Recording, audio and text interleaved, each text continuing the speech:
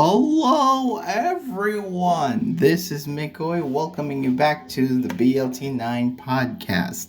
Unfortunately, Poker 2004 is currently recuperating from having her wisdom teeth pulled out, so you're gonna just have me for this video, so don't worry, she's gonna come back next week. So last time we discussed week 6 recap and did week 7 predictions. This time, we're going to do Week 7 predicts and semis. Oh no, Week 7 recap and semis predicts. So Week 7 is finally over. BLT, the regular season, has concluded. And we got now our 4 teams who are going to play in our series semifinals, aka playoffs. So, ladies and gentlemen, a lot of things has happened this week. There's a particular matchup that is very crucial, and it determined the fourth team, while the rest, I don't think they cared. There was only like one series that mattered and the rest didn't. So yeah, this definitely played out definitely as it is. So there's a lot of things that happened this week, but we'll go through them one by one and see what happened. So first off, this is the crucial match I was talking about. The Ruin Valley Rosaries versus the Santalune Swamperts. One of them will make it into the playoffs, and that is the Santalune Swamperts, which, coming off from a pretty bad season in the early weeks to making playoffs through sheer determination and less luck, that definitely helped a factor. And it's a shame that the Rosaries are going out since they are projected. Well, in my opinion, they're the second best team in this tour, but it's still a shame seeing them go out like this. But let's go through the matches and see what happened. First off, 7992 versus FC. 7992 pulling off the big upset by having a burn on Necrozma by Eternatus that cost FC the whole game, especially since it was revealed that it was the Dragon Dance variant instead of, the normal Stealth Rock, Thunderwave, Moonlight, and Ironhead set that every Necrozma seems to run these days. Geomancy Xerneas also proved too full for Necrozma as it cleaned the rest of the game, so a lucky win for 7982, but yeah.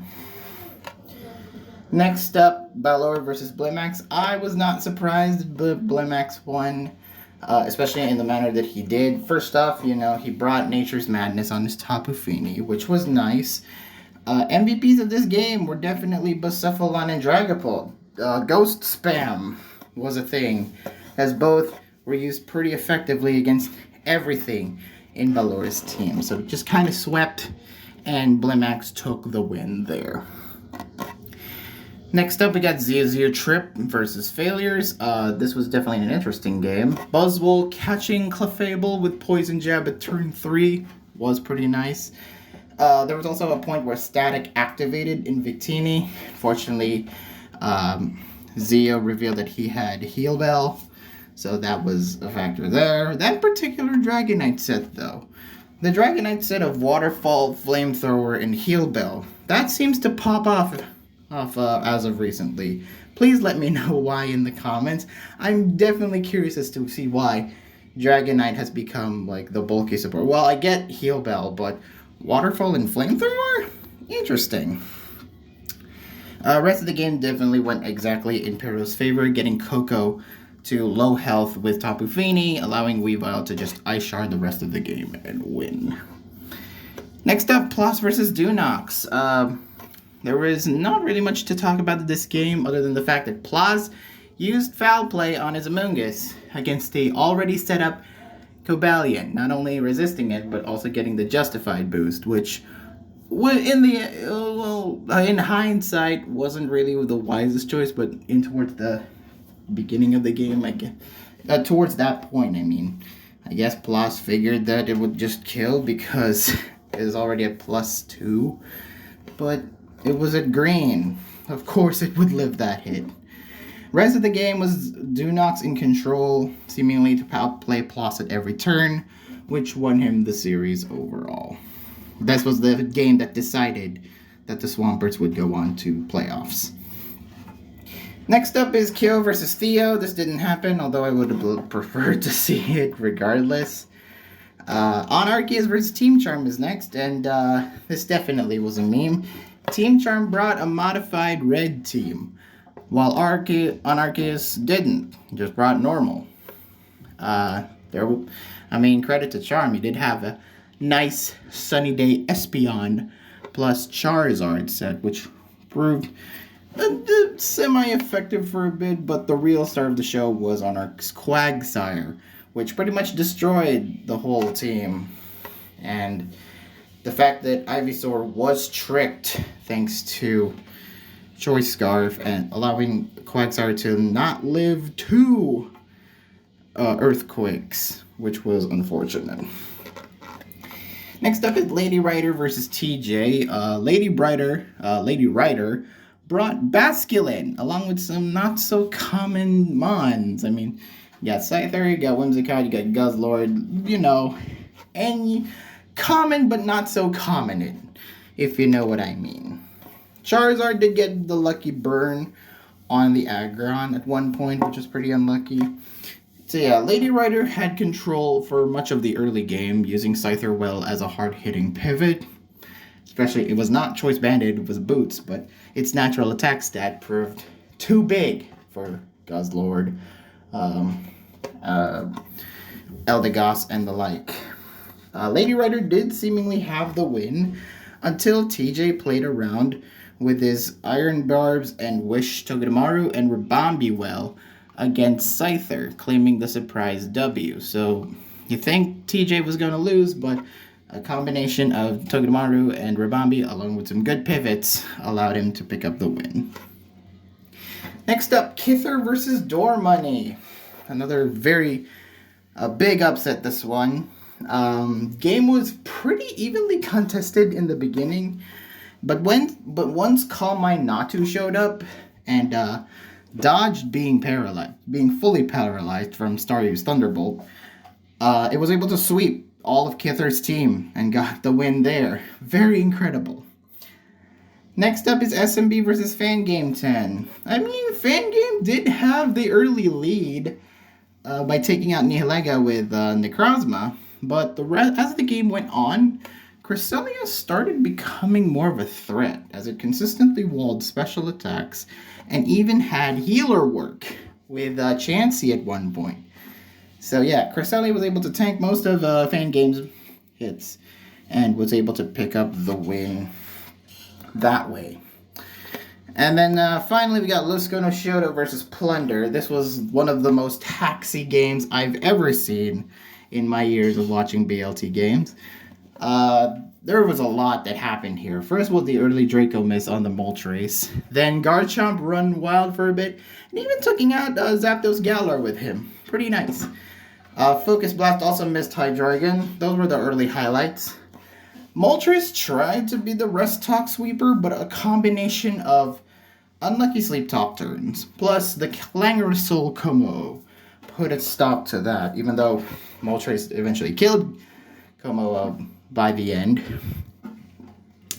It wasn't through luck. It was through luck. Sleep Talk, go. Towards the end of the game, Thundurus missed the Toxic, and Kyurem froze the Celesteela, and even more unlucky turns from Rest Talk gave Plunder the big W in this very, very hacksy game. Pretty unfortunate, but that's Mons for ya.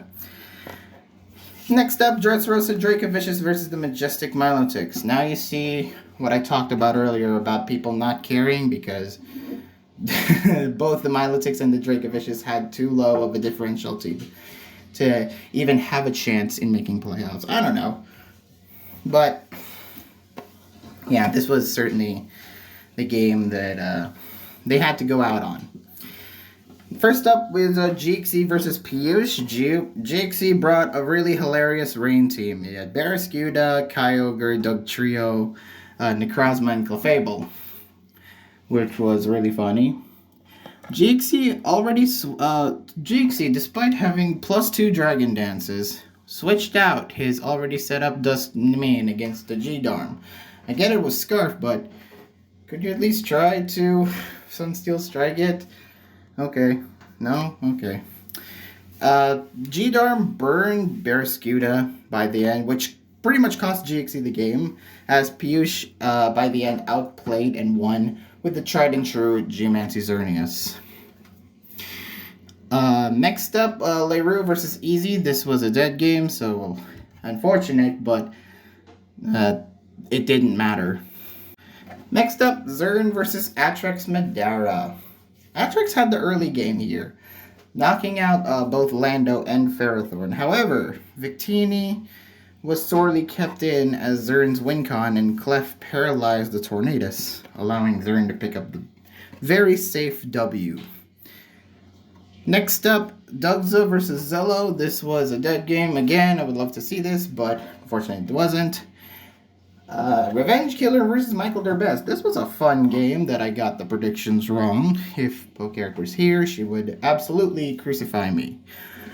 After a pretty slow start, Michael got his Suicune flinch twice when he needed to rest, which was unfortunate. However, credit to Michael, though, for keeping his Suicune in check, because it was able to live that much amount of HP after switching it out. It was able to live for that amount of HP in order to get in perfect position to rest and basically earn this game's MVP, being used effectively with that Calm Mind, Scald, and Ice Beam strategy against pretty much everything in Revenge Killer's team. So kudos to Michael on that one. Next up, Clean versus Luthier. There were a couple of... not really much happened in terms of game because Luthier was the better player here, but a lot of interesting sets. First of all, Payback Mudsdale. That's not one you see every day. Specs Diancie also proved to be quite the commodity as he was able to pick up kills left and right. Cute Charm Sylveon activating against Serena was nice. But again, nothing really much happened in terms of game. Luthier was the better player.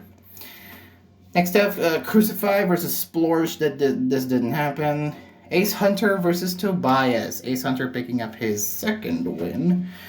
But it wasn't without fault, because Tobias did let his Minfu get crit in turn 1, which was a pretty bad switch from hindsight, because he could have used that Minfu to take out to be a good pivot against Ace Hunter's team. Munchlax proved to be the MVP of this game. Substitute, Fire Punch, Recycle, and Body Slam worked wonders against the whole of Tobias' team. Poor Tobias, though, had to work with a lot of Paras and a crit Fire Punch against Poniard, which Ace Hunter won by that point, so unfortunate there. Next up is Mamalu versus Z-Struts. This didn't happen, but I would love to see Mamalu hacks his way to win again against another top doubles player. Unfortunately, we will never know if that would have been the case. Kagilus versus Luisin. This also didn't happen. Luisin got the Ack win. Unfortunate, but that's Mons. Well, poor Kage. Could have won if they actually played. Next up is the Salacion Solgaleos versus the Jubilife Jirachis. Had Jubilife Jirachis lost this, Rosaries would have been in, I believe, and Potes would have a good win, at least to end off their season on a high note. Unfortunately, this wasn't the case. First off with Velvet versus Panera Kata. Velvet brought Hail Monotype Ice in Ubers. Yeah, I don't know how to feel about that. Moody Glalie set up to be the MVP until Velvet kind of miscalculated a disable and disabled the wrong move.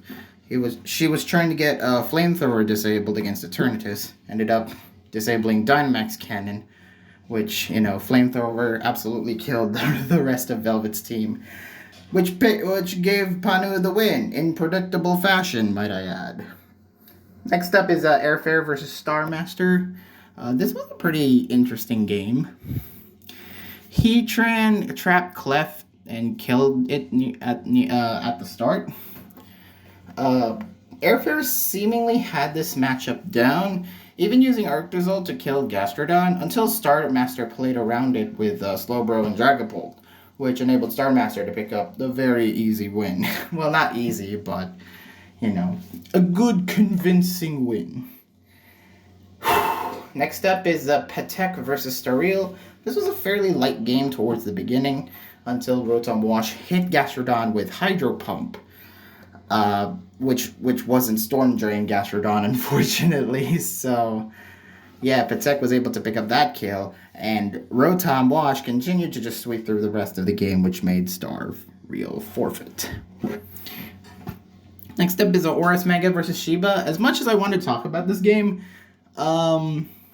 I couldn't access the file. It was sent via RAR file.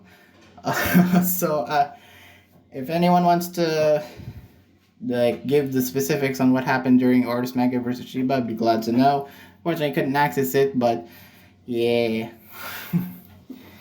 Next up is Philosopher versus John Felch. This was a very evenly paced game. Togekiss ended up becoming the MVP, handling well against Entei, Rotom, and Seismitoad, which were all special. Which all had special sets, and Togekiss was able to wall them and basically do Togekiss things in order to win against Voss. iNasty versus Avarice. Even though I watched this game like 3 times, I couldn't still remember a dang thing. I could only remember it being very, very straightforward and pretty back and forth, with some interesting team choices, and even interesting ideas for sets. For example, like Seed Bomb Snorlax, for example. Let me show you actually the game. Let me actually show you the game to see what I mean. So iNasty brought Sylveon, Ferroseed, Rotom, Drapion, while Avarice brought Stunfisk Galar. And that won.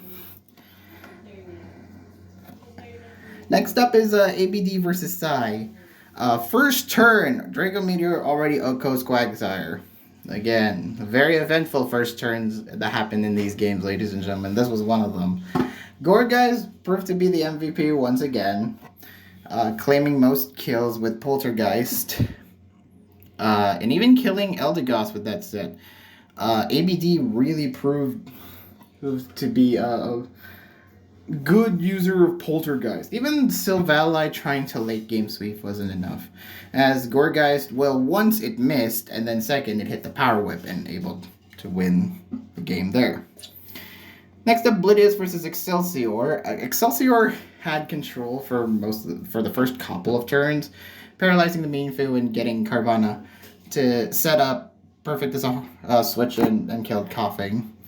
However, kudos to Blitz for keeping Abra and Grookey, who carried the endgame, taking out Ferroseed, Carvanha, and even getting the roll against Coughing with Woodhammer.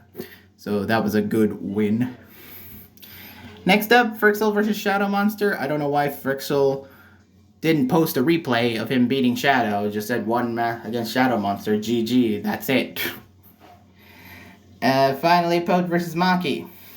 Well, actually, maybe he just forgot to save replay. But who forgets to save replays when it's already, when the rules clearly state that you must have replays on your room posts? Maki versus Poke. Tornadus tried to grasp not Rotom. Okay. So, Dragonite and Celesteela hard carried the most in this game. Dragonite plus Ice Punch and Celesteela plus Autotomize killed most of Pote's Mons. And towards the end, even Maki trolled Pote by the end, roosting his Dragonite to tank against a -1 Zeraora's Outrage.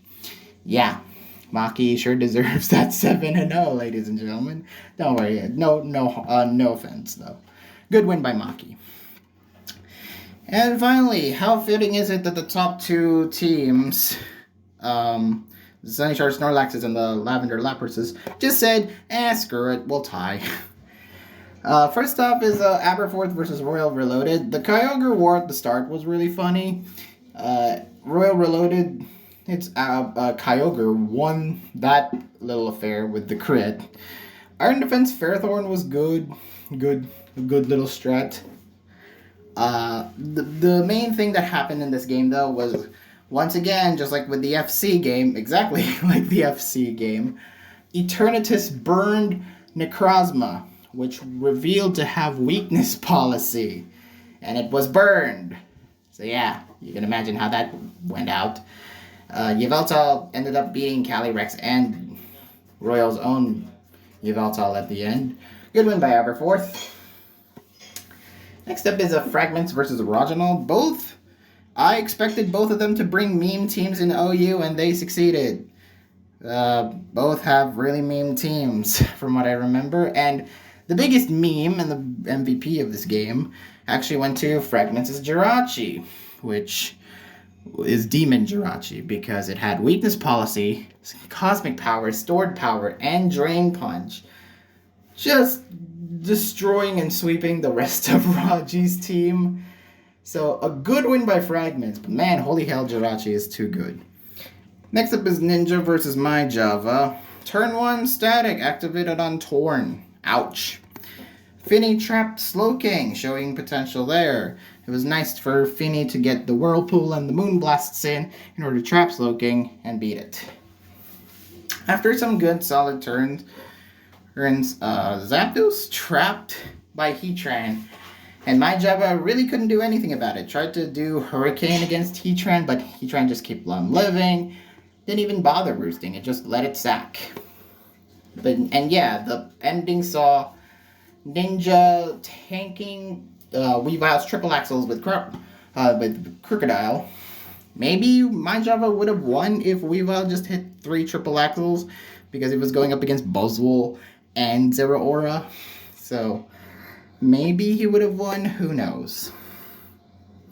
Next up is Udon Girl versus Zen. Zen brought Sun, and I was really happy. Shifty even ran wild for a bit, knocking off Hydreigon's Specs. The crucial point that happened in this game was Charizard missing a crucial Fire Blast on the Tapu Bulu and a Focus Blast on the Hydreigon, and then Udon Girl just outplayed the rest of the game pretty easily. Next up was the Franklin versus GW. Arsenine brought Registall. You know the one. Even Gardevoir tricking the Choice Scarf on the Registeel was funny because it was already in sweep mode and was able to, because it tanked hits from Crobat, it tanked hits from it went first against Beware and body pressed from there. GW, who then lost by that point. So yeah, Registall 6-0. Hellfuzon versus Pokémon. This was a dead game, unfortunately. Tdmt versus Xskelly. This was a good game. Tdmt beat up Persian Alola and Skullbash Hitmonlee. Very interesting sets, if I do say so myself. Over the course of this game, Xskelly started to play really tactically against Tdmt, seemingly to outplay him at every turn, using mostly Audino, Sableye, and Carbank as well as Regirock, and some supporting guys. But the main things were Audino and Sableye, and Xskelly was able to beat Tdmt that way, just outstalling him and picking up the win. Next up was LCap versus Harshal. LCap brought Vullaby. Lol. That's all you really need to know. Harshal just won. Next up was Gorex versus Actually. This was a hard game to watch. Turn 1, Dragapult missed a Hydro Pump. Whimsicott died to poison, even despite being sashed. Rip. Heatran also dodged Nihilega's own Meteor Beam, allowed Gorex to win, to hit and eventually sweep the rest of this game. It was just a bad game all around. Poor Actually deserves better. And finally, Eternal Snowman versus Spitfire Arcanine. ESM brought Not Scarf Ditto. It killed Melmetal by impostoring Heatran, burning it, and then sacking it in the process. Toward the end of the game, Porygon revealed Substitute, which was a cool set choice, but Spitfire already lost by that point and thus forfeited to win the game, to let ESM win the game. And so that brings us to the end of the recap portion of this video. It's time now to talk about how the 5th to 8th place teams didn't quite make BLT. splashing in BLT. How these teams didn't make playoffs. So first off is the 8th place team of the Salesian Solgaleos and the Salesian Solgaleos. They had pretty much the weakest in any other case, in any other tour, they would have had a pretty stacked team. I mean, you got Frizzaweva and Floss there, despite, the bad record. Despite these bad records, they're still, highly ranked amongst the community as being some of the best players. So I get that, but, their performances were middling. Especially Frizzaweva. Didn't really expect him to go negative. Poet also went neutral. I mean, he's had a good BLT as far as I know, because of a good 6 winning streak by that point.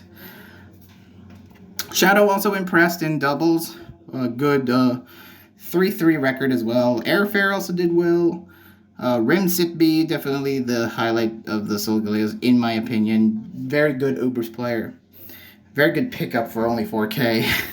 Or no, 3.5K. But yeah, overall, just a lack of consistency across the weeks. And unable the Solgaleos to pick up any sort of momentum going into these weeks. And unfortunately, became 8th place as a result. Next up is the Dressrosa Dracoviches, who came in 7th. I was underwhelmed, honestly. Everyone has highly ranked the Dracoviches because of the names they have. You got Z-Strats, Leroux, GXC, Dugza, and you may think that they have a great lineup here, and able to basically switch around, hopefully get some playoff contention points right there. Fortunately, their season kind of underwhelmed. Z-Strats going into 2 or 3. Ace Hunter was the big one because he went 2-5. Bad record for a player who has been highly ranked amongst the LC community. GXC also had a pretty bad record because it is GXC, and going for 12.5K as manager, you'd think GXC would have a great season. Unfortunately, it was only 3-4 because he went 1-3 the first 4 weeks. Unfortunately, he did start to pick up by the end, but by that point, it was already too late. Dugza, definitely the star player of this team, with a good 5-1 record to close off his season. Very clean as well. Okay record.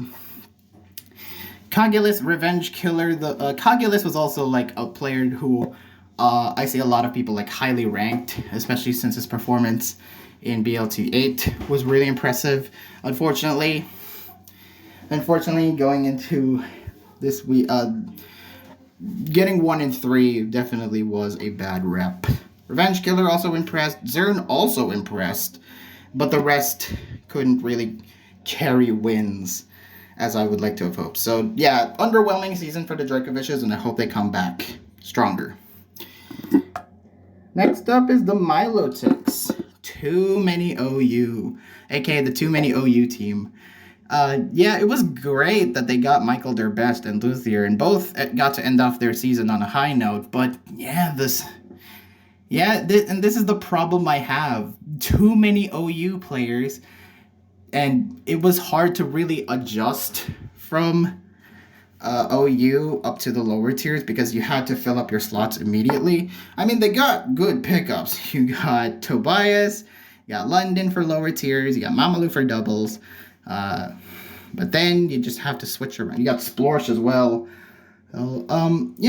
Good pickups, but towards getting wins, they had a rough patch. They've had pretty rough patches. They're 2-3-7.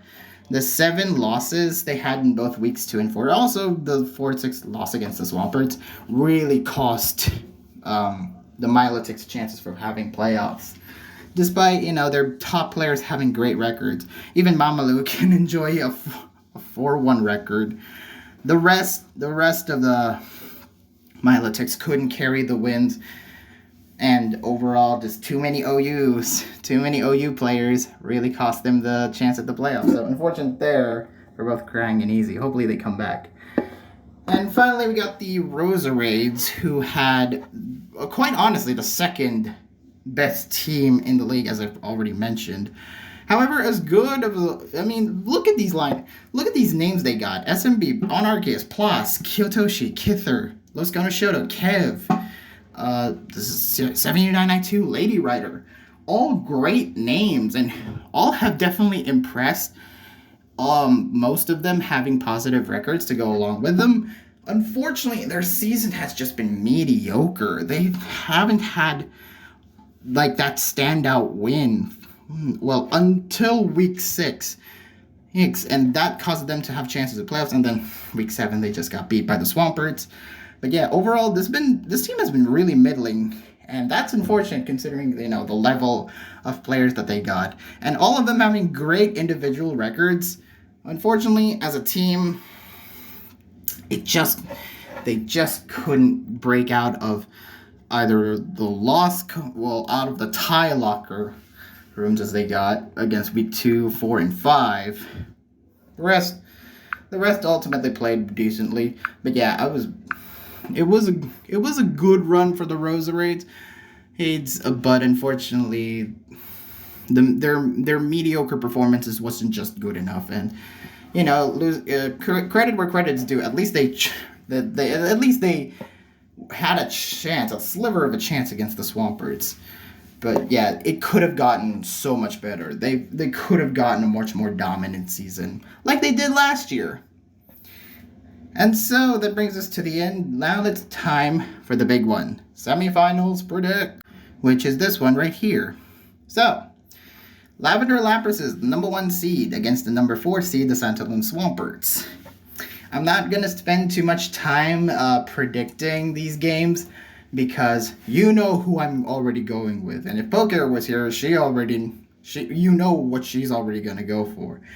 So we're not going to predict for these games. I just want to mention how these matches are looking. Either they're doable or they could go either way. First of all, it's Aberforth versus FC. They rematch from week 2, where Aberforth kind of dominated FC in that game. Very anticlimactic and all that.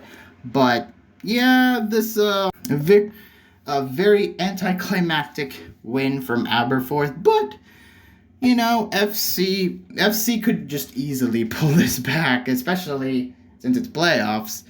The matchups can get more serious. And not to say that Aberforth isn't going to get serious. Of course he will. He's the GOAT of Ubers. But FC is also a GOAT. So this is going to be something interesting, and I really want to catch this game live. My Java versus Failures. This isn't a rematch, but, Failures has had a bad run in BLT, getting only a 2-5 record, but my Java hasn't been really all that spectacular either.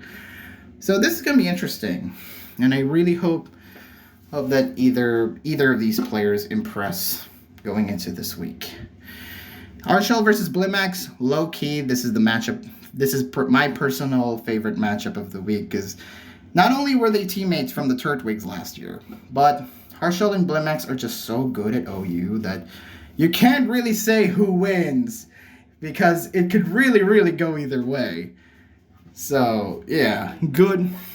So, yeah, I'm still rooting for Blamax. I won't be surprised if Harshal wins, especially since he's pretty dangerous in and of itself. Udon Girl versus Dunox. Rematch. Dunox was the only win from week 2. Dunox's game was the only one that the Swamperts had won. So Udon Girl is seeking revenge. But I think, collectively speaking, Dunox is the better player. But Udon Girl, unpredictable choice of building, will probably carry her into getting that revenge on Dunox. So, interesting series, this one. Theo versus Ars9. I mean, kind of worried for... I'm really worried for... So, Theo versus Ars9. Okay. I'm going to be worried for Ars9 here. I'm going to be worried for Theo here because Ars9 is 7-0 and he's Ars9. But Theo definitely has a chance if he can prep well and play his game right. Ziri versus Team Charm. The betting man in me says Ziri is going to win, but Team Charm is just that unpredictable. I mean, they already fought in week 2, and that was a game. But yeah, this could be very interesting. I'm curious to see how. This has been Mikoi, signing out. So it'll be interesting to see how well Ziri does and how Team Charm can adapt to competing such a high level player as Ziri. Next up, we have Tdmt versus TJ. This one is definitely depending on how well TJ can perform and how motivated TJ is into beating a PU GOAT like Tdmt. Tdmt has had a killer BLT so far. TJ is starting to find his momentum towards the later weeks, so it'll be interesting to see. I definitely am rooting for TJ on this one. So that's fine. Next up is Surfy versus Door Money. Surfy is the LC he main, but Door Money, of course, has had a surge of momentum carrying out forward after beating Kither last week, whereas Surfy didn't. So it'll be interesting to see this as well. How well does Door Money adapt into LC and how well he does it? Next up is Actually versus Kessel. This one already happened. I actually intended on doing a live reaction to this because I caught this game live.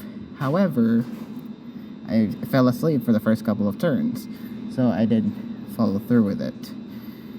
Next up is Maroon versus Plunder. Maroon is the monotype main, while Plunder has had middling success in BLT so far. So it'll be interesting to see that as well.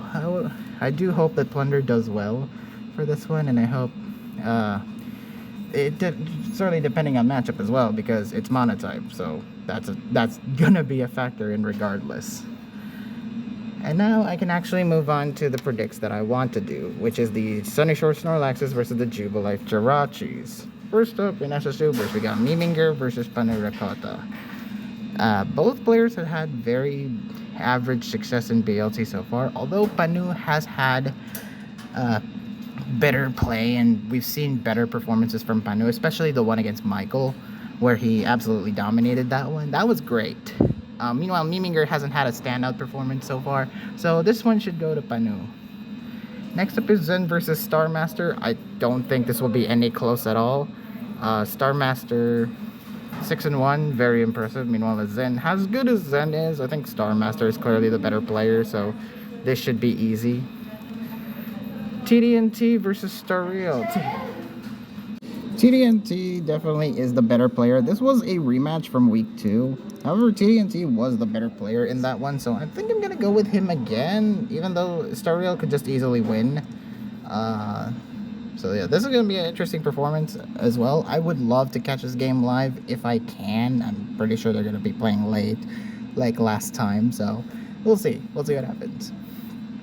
Next up is Eternal Snowman versus Sheba. I really want Sheba to get his first win in BLT. Even though ESM beat him last time, I think Sheba has had the most unfortunate luck we've seen in BLT. And I would really love it if we could get a win for the the one who we've originally projected is the best UU player in this pool. And yeah, hasn't had the best of luck. Meanwhile, ESM has been carrying out decent performances. Not really the best, but we've seen better from both these players. Next up is Gorex versus John Felch. I mean, this shouldn't be too hard, I guess. John Felch has had the better play and is the better player of the two. Meanwhile, Gorex, despite getting a win over Actually, and A, it was in doubles, and B, it was a game. It was a crap game. So yeah, John Felch could easily just take this one. GW versus Avarice. I mean, both players have had alright success in BLT so far. Not really the best. Meanwhile, Avarice is a lower tiers main, whereas GW is the more experienced and new main. So I think I'm going to go with GW on this one.